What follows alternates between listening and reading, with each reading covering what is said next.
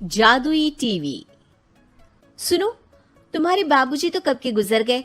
अब उनका जो सामान है वो पड़े पड़े कबाड़ा हो रहा है। बेच ही दो, कुछ पैसे आ जाएंगी। बात तो सही है। अगले संडे फुर्सत में यही करेंगे। अगले संडे रोहित सारा सामान कबाड़ी को घर बुला के दे देता है। तभी उसकी नजर बाबूजी की पुरानी टीवी पर जाती है, जो इतने सालों तक कूड़े में पड़ी थी, फिर भी चमचमा रही थी।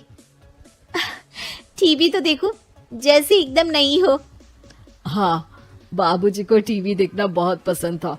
उनका सपना था कि वो टीवी पे आए। एक बार मौका भी था जब वो अपने गांव के गाने सुनाने किसी चैनल पर जाने वाले थे, पर मैं और मेरा भाई लड़ पड़े और बाबूजी को घर पर ही रुकना पड़ा। चला के देखें क्या? हाँ, क्यों नहीं, देख लेते हैं। पर शायद ही चले। बाबूजी ने उस लड़ाई के दिन के बाद टीवी देखना ही छोड़ दिया था। टीवी चालू करने के लिए उसमें केबल वायर लगा दिया जाता है। एक न्यूज चैनल चालू हो जाती है।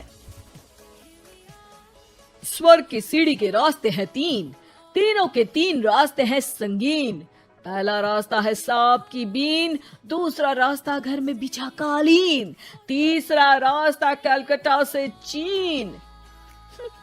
ये क्या बकवास खबर है, कुछ अच्छा लगा दो। अरे आप बोलो तो सही, कोई अच्छी खबर सुना देता हूँ। मेरा तो काम ही खबर देना है। अरे बाप रे, टीवी बात कर रही है। हाँ, ये न्यूज वाला मुझसे। हाँ, आपसे ही तो बात करूंगा ना, आपके घर में हूँ तो। अरे ये सपना है क्या? तुम हमसे बात नहीं कर सकते? अरे सपना नहीं भाई साहब, ये टीवी जादुई टीवी है। बोलो क्या खबर सुननी है, वरना ब्रेक लेने का टाइम आ जाएगा। सुप्रिया घबरा के टीवी बंद कर देती है।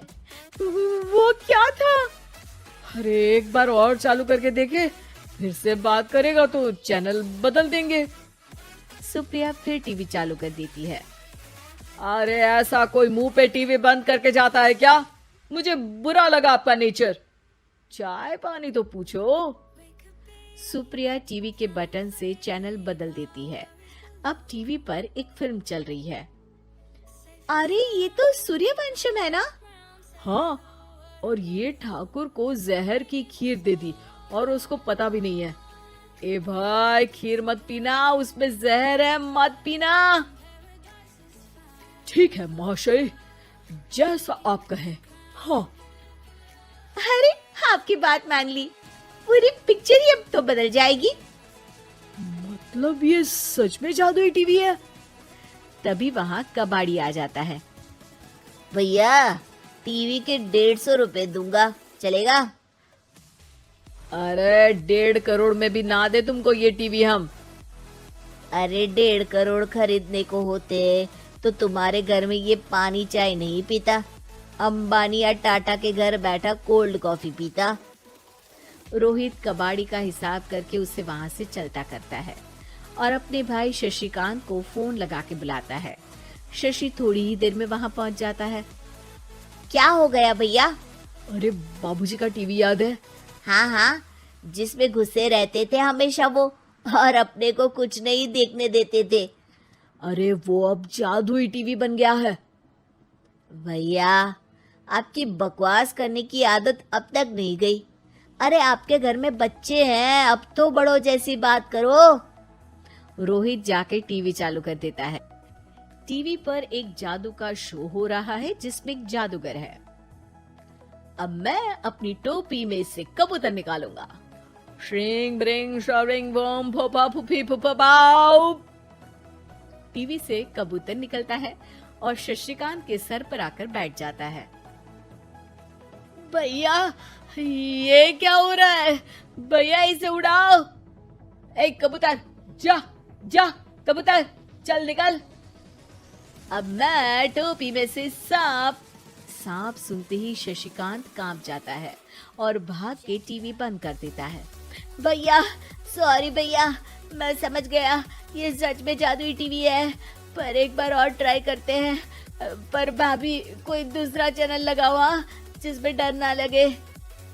सुप्रिया टीवी चला देती है और न्यूज लगा देती है। अरे कितने दिनों बाद मुझे याद आया, बताइए क्या खबर सुनाओ। और ये नया आदमी कौन है? ये मेरा भाई है शशिकांत। ओह यस, वही है ना जिससे तुम लड़ लिए थे किसी बात पे, और तुम्हारे बुढ़ाओ पिताजी गुस्सा हो गए थे और टीवी को संन्यास दे दिया था। हैं?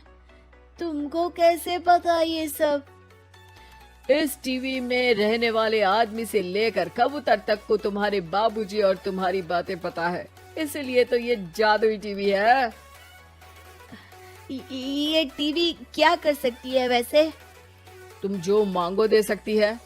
कहानी बदल सकते हो, खबर बदल सकते हो, कोई चीज मांग सकते हो। अरे भैया, ये टीवी मैं लेके जा रहा हूँ। बाबूजी का लाडला तो मैं ही था ना। अरे ऐसे कैसे? मैं बड़ा बेटा था, अब तक मेरे घर में टीवी थी ना। अब तक कहाँ गए थे पिताजी के लाडले? तुम्हारी गलती का एहसास भी है। अरे भैया, ज्यादा ना बोलो वरना भूल गए आपके दांत तोड़ दिए थे मैंने उस लड़ाई में। मेरी बीवी के सामने मेरी बेइज्जती करता है। रुक। दोनों भाई हाथापाई पे उतर जाते हैं। रुक, बताता हूँ तुझे कि कौन बड़ा है। अरे छोटे का दम तो देख लीजिए आप। ये खबर आपके बाबूजी को देता हूँ। तभी टीवी अचानक बंद हो जाता है। अरे शायद टीवी नाराज हो गया। और लड़ लो, आए बड़े खली बनने। टीवी से एक तेज रोशनी निकलती है और टीवी में बाबूजी दिखाई देते हैं। बापूजी, आप इतना चकरा क्यों रहा है? अपने बाप को नहीं पहचानता क्या?